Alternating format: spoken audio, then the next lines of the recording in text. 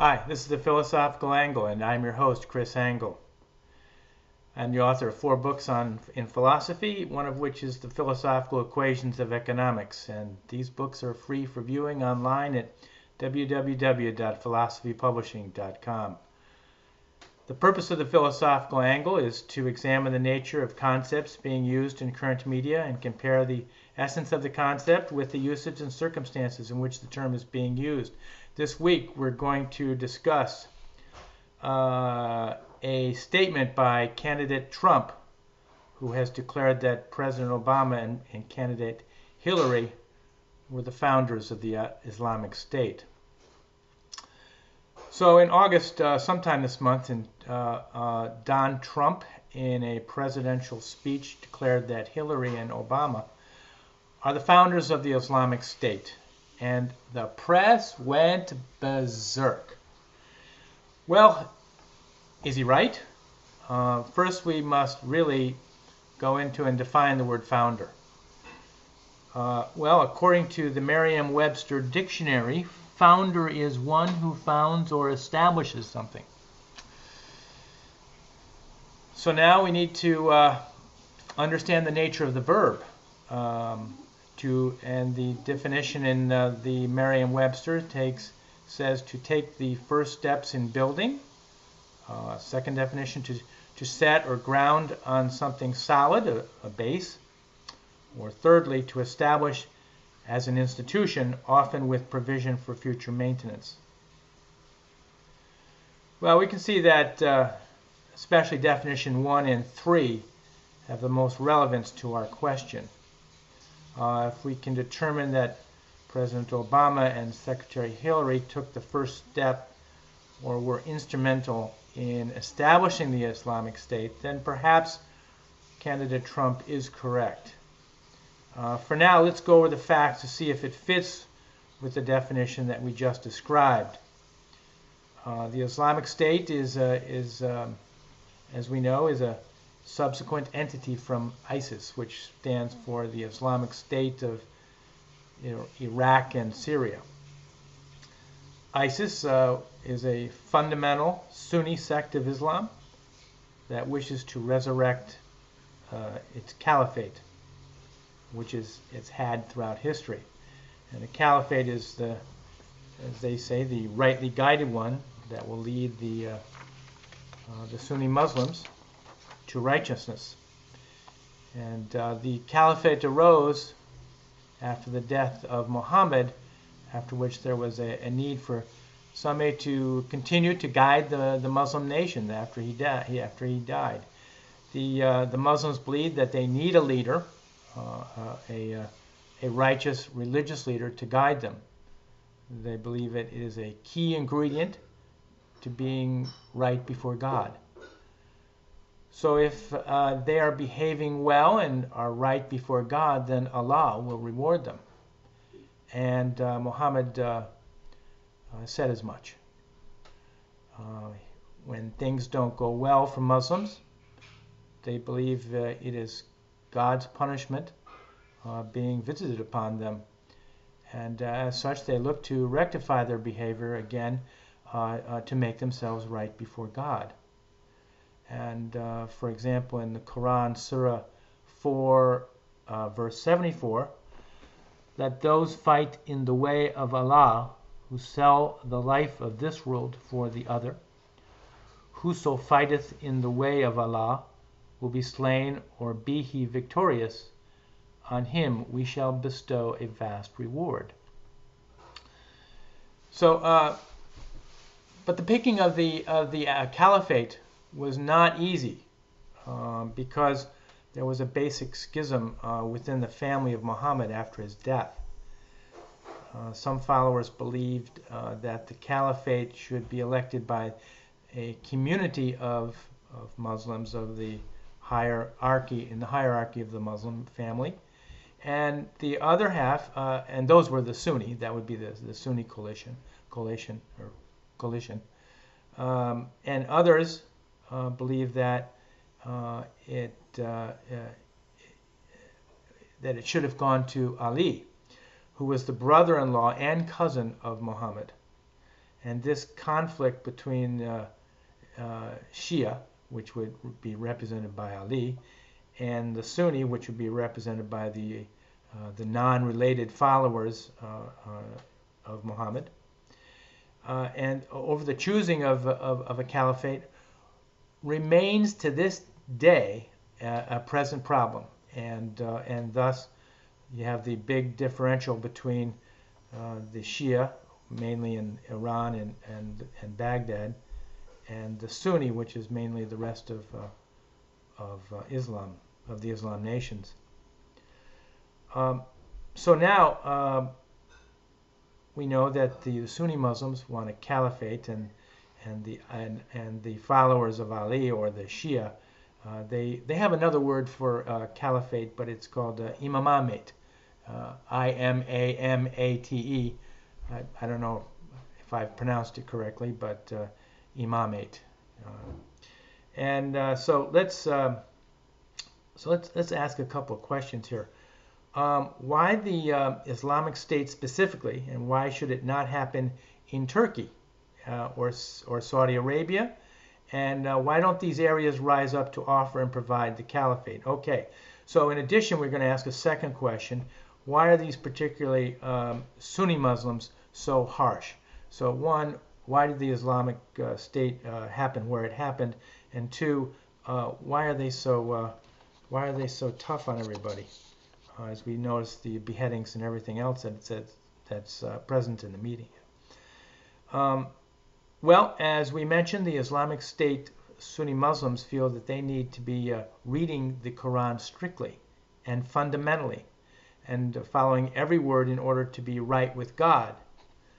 They are strict and harsh in order to be compliant with the fundamental meaning of the Quran, and they are also strict and harsh in order to incite terror, which Muhammad, the prophet, and peace be upon him, knew to be effective in bringing in new converts to Islam. Thus, the Prophet Muhammad and subsequent adherents to the religion of Islam have readily used force throughout their history, and that force has been used without compunction. And I'm going to take a couple of, I'm going to recite, or I'm going to read a couple from the Quran of scriptures that reflect this. Surah 3, verse 56. As to those who reject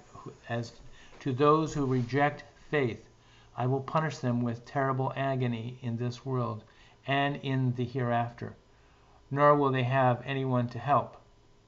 In Quran, Surah 3, verse 151, soon shall we cast terror into the hearts of the unbelievers, for that they joined companions with Allah, for which He had sent no authority. So, from where did the Islamic State fundamentalist Muslims come from? Well, they came from Al-Qaeda, and before that, they evolved from the Muslim Brotherhood, which was started in the 1920s by Hassan al-Banna. Before their appearance in the Islamic State, they were rebels fighting the Assad regime, that is, as Al-Qaeda. And the reason they were fighting Assad is he is a Shia, a Shia Muslim. So the U.S. government did back the rebels, and they backed the Muslim Brotherhood, both giving them financial and weaponry support. And these, of course, were the policies of President Obama and Secretary of State Clinton at the time. Further, President Obama and the State Department and their policies dictated that the armed forces of the United States leave Iraq, and thus the place was open for a new regime to enter. And so the Islamic State did. They morphed from Al-Qaeda rebel fighting in Syria and went into parts of Iraq and overtook it. So was President Obama and Secretary Clinton were they the founders of ISIS? which is now the Islamic State. If we look back to our definition, we see that the word establishment was prerequisite in being a founder. So it appears that we cannot say that President Obama and Hillary Clinton were the only founders of the Islamic State, but we can say they were contributing principal founders. So in my conclusion, Mr. Trump is at least partially right. What do you guys think?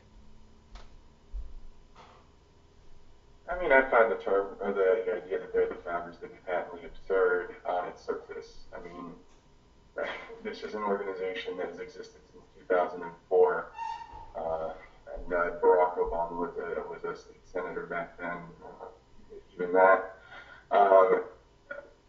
if you're going to point towards the origins of the Islamic State, I mean, you want to give it an American founder, it would have to be George W. Bush, because the Al-Qaeda in Iraq was founded in response to the U.S. invasion of Iraq.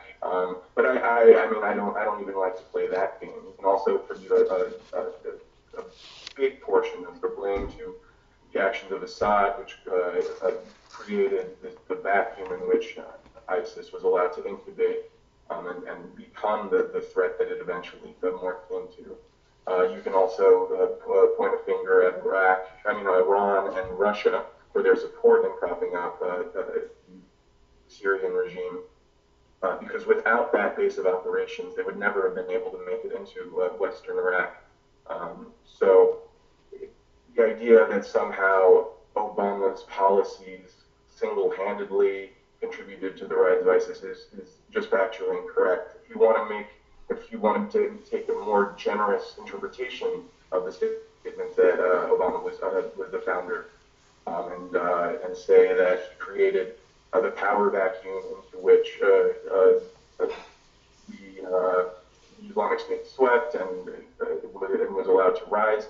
Well, I still don't think that that's a particularly compelling argument, because the fact of the matter is that the Islamic State was successful in Iraq not due to a lack of U.S. efforts to make that country into a functioning modern society. You can trace disaffection of Sunni Muslims in Iraq to the actions largely of al-Maliki, the former prime minister.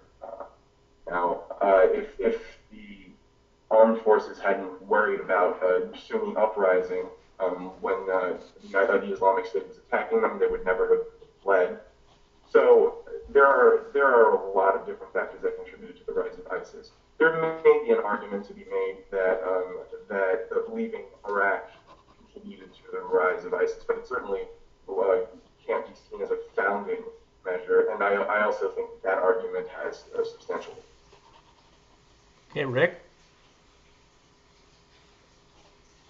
I think history is going to be extremely harsh with Mr. Obama in terms of his foreign policy. There are at least three major failures, conceptual failures, and of course Hillary Clinton was part and parcel of that. The first is conflating the notion of fighting a war with garrisoning troops. The United States has had a long history of garrisoning troops in various locations in order to deter violence and war. There are upwards of 200,000 in Europe after World War II. When I was in Korea, there were 50,000.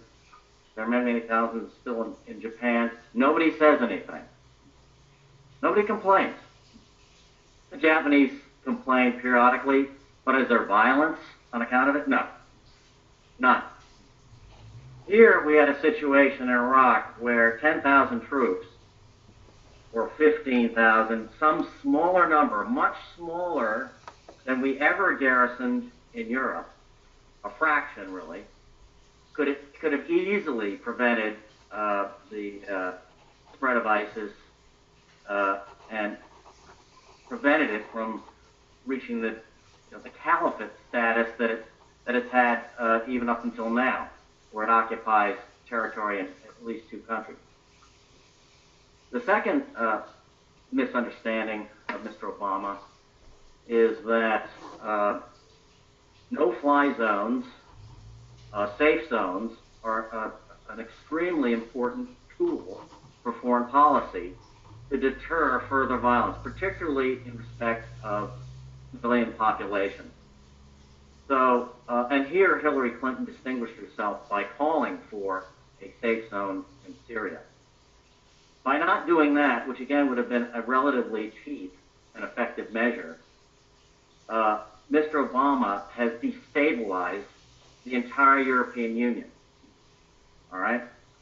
The million refugees that have gone in, the million plus and counting, will lead ultimately to the dissolution of the European Union. Brexit has already occurred. It's likely that the Netherlands will leave next. And as the wealthy countries, which subsidize the poorer ones, leave, the European Union is left basically with a German-dominated state. And eventually, even the Germans will grow tired of subsidizing their brethren in Greece and Spain and Portugal and so on and so forth. So I take it for granted now that the European Union is on its way to failing. One consequence of that is the European Union, because of all of this political turmoil, will not be an effective member of the NATO alliance. The UK may still be, but the European Union members will not. When it comes to dealing with countries, bad actors like Russia in particular, also Iran, the European Union won't be nearly as effective a partner as it in the past. The third problem is he has been outfoxed by Russia to a degree we haven't seen in modern times.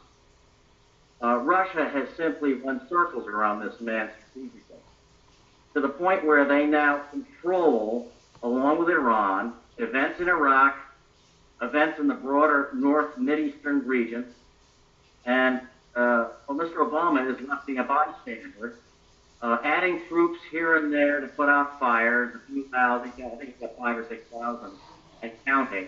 It keeps rising, and spots across Afghanistan, Iraq, and Syria, and elsewhere. But this is all firefighting, and its effectiveness in terms of really rolling back ISIS is limited by the fact that Russia will control what happens to ISIS, as it controls what is happening to Syria, and most particularly Assad. Russia is now in control of those events. The United States is not. Good. Some good thoughts there. Remy, any response to that? Oh, I do think that there were questions in what you just said that aren't entirely fine. Let's start with the fly zone. Come closer. Now, yeah, it's highly debatable that the fly zone in and of itself would have enabled enough to take down the Assad regime. I mean, that's something that come closer. It wasn't pursued. We also have to remember why a no-fly zone was not instituted. And we have to remember that President Obama put before the Congress a proposal for congressional approval for military action in Syria. And after the grief that he got for going into Libya without such approval from Republicans, and also given the fact that he was elected as an anti-war president, I find that measure to be entirely justifiable. The measures that were eventually taken only were taken after it became entirely clear that the Republican Congress was not going to provide approval. The whip counts were in, and it just wasn't going to happen. Now, that's one thing. The second thing is that we have to remember that ISIS declared its caliphate in Syria.